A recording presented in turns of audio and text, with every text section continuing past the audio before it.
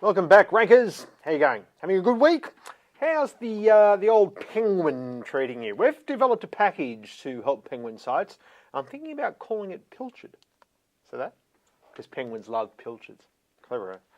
Anyway, last week, if you remember, and if you don't, you've got an incredibly short memory, I told you I was going to tell to you this week about basically optimizing your videos on YouTube so that you can get them turning up in searches and what sort of things you can look at in the analytics, which is just tremendous in YouTube now. Now, as I was talking to my mate John Lawson, Colder Ice on Twitter, a couple of weeks ago, he was saying how often Google is changing the whole YouTube interface. And it is. It's changing all the time. But there are some fundamentals that you should be looking at to get your videos ranked and to get more views. So the first thing I want to take you through is just, say, a normal video interface. This is, if you've ever uploaded a video on YouTube, you'd be used to this interface here. It shows you, all the things that you can do to video. You can customize the thumbnail and all that sort of stuff. I'm not going to have a look at that today. The thing to focus on for your videos, first of all, is your keywords, just like a web page. How about that? Now, I know a lot of people said last week, well, I know I should be blogging, I know I should be doing this, but I know I should be doing videos, but how do you find the time? Well, as David Meerman Scott said to me once, how do you find the time to put your trousers on in the morning? You've got to do it, right? And in case you're wondering, no, that's not why I only film from here. But as Darren Rouse at Pro Bloggers said, well, half the time, he works from home. He doesn't wear trousers, so he doesn't need to. But it's just a thing of priorities. You've got to prioritise. For me, in my calendar, I have blocked out every Tuesday night and every Wednesday morning so that I'm doing the video. I record the video on a Tuesday night, research it. Takes about half an hour to an hour to research, and depending on the topic, of course.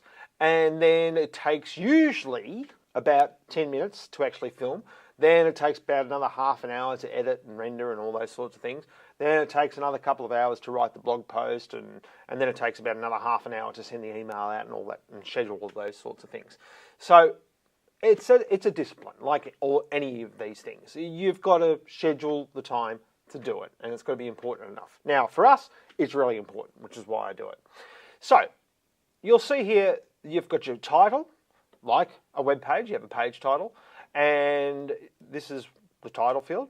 Put your keywords in there. Now, of course, like any other page title, make it natural, make it about the video that you're talking about, and then also use your keywords in the description tag. Pretty simple stuff, right?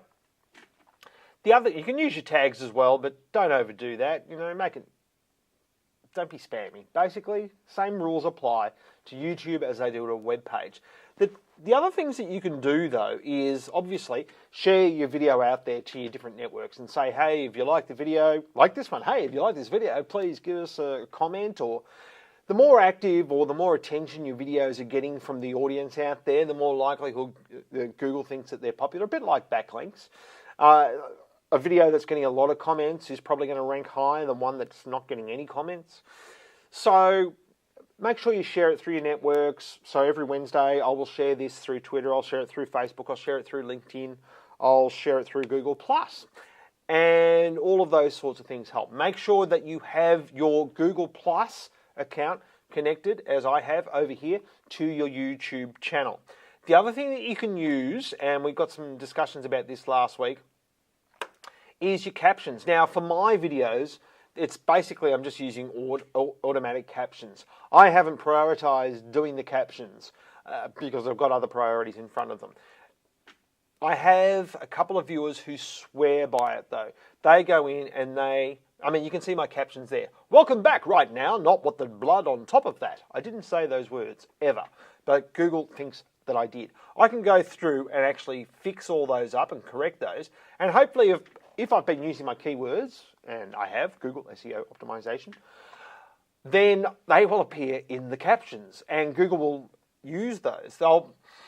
This is totally useless for me right now. It's not doing anything. But you can see there's a lot of work there, and the longer the video, the more work that you have to do.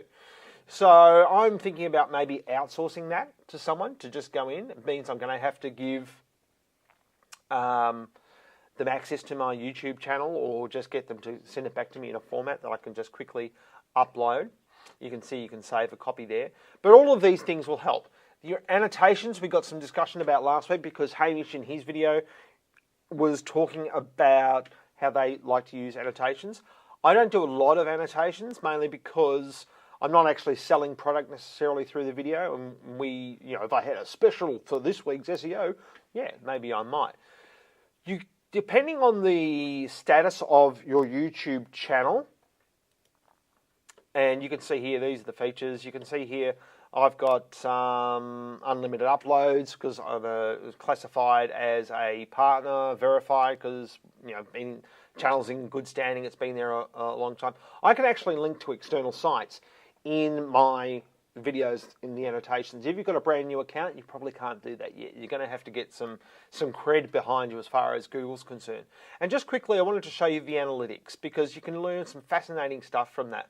So if we have a look at, if you go to your overview in your analytics, this will give you your analytics for your entire channel. If we make sure you're on the right setting. Okay, so analytics, and I want to see it for the lifetime of the account. And you can see here the account was created the channel was created in October 2005. And for the first couple of years, I didn't do a lot of videos on the channel. But you can see there it's had 181,000 views of video.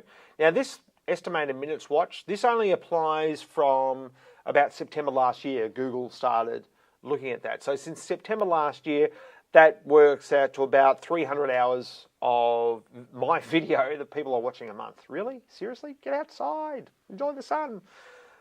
Don't take your mobile with you. You can see here I've had 160 dislikes. Who do you? And nearly 900 likes and all the rest of it.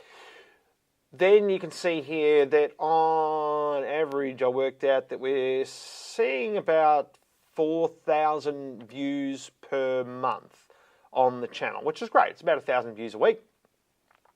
And some of the things that you can do that this video here, for instance, this is a good one to look at for this. It's had nearly 5,000 views, and interestingly, you can go and have a look at the traffic sources, right? How are people finding your video?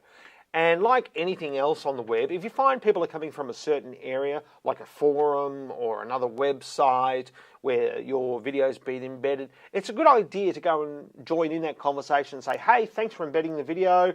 And if you've got any questions about it, just let me know, because it opens you up to a wider audience.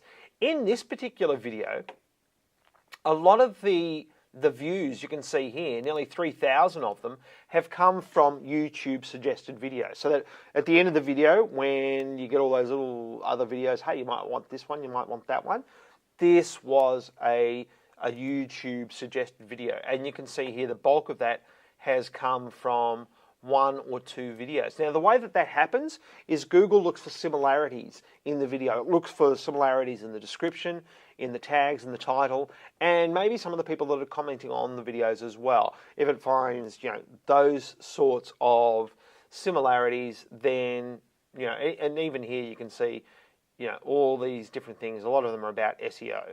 So, and that will happen over time. Views on that one have grown over time. You can see here it's a fairly old video, but it's still getting views. So the other thing that you should be doing is actually optimizing the video itself, not the metadata, which is what we've talked about, around the video. So you'll notice in all my videos, I'll always put away where people can contact me via Twitter, via Facebook, and also we'll have the URL just up here, stuartmedia.biz, there it is there. And the reason I do that is so if people don't click through on the description, which is the other thing that I will typically do, is get the URL in the description early in the, so if you'll see here, you'll notice I'll always put the URL towards the start of the description, and that's how it appears in the first line of the video when someone watches it. Otherwise, if they don't click that view more, they're not going to see your URL and may not click through on it. But make sure that you encourage people, hey, if you like the video, give us a thumbs up, make a comment on whatever forum that you saw this video. Let me know if I'm not there commenting. I'd like to go on there and say hi to everybody, and thanks for watching the video. And hopefully that's helpful, but it gives you some idea of the sorts of things that you can do. And yes, I've earned at least $11 from my YouTube channel. That's because I don't monetize. I've monetized probably 1 or 2 of the videos, just because I wanted to see what happened. But, you know, $11 over 5 years. Look out. Here I come. Hey.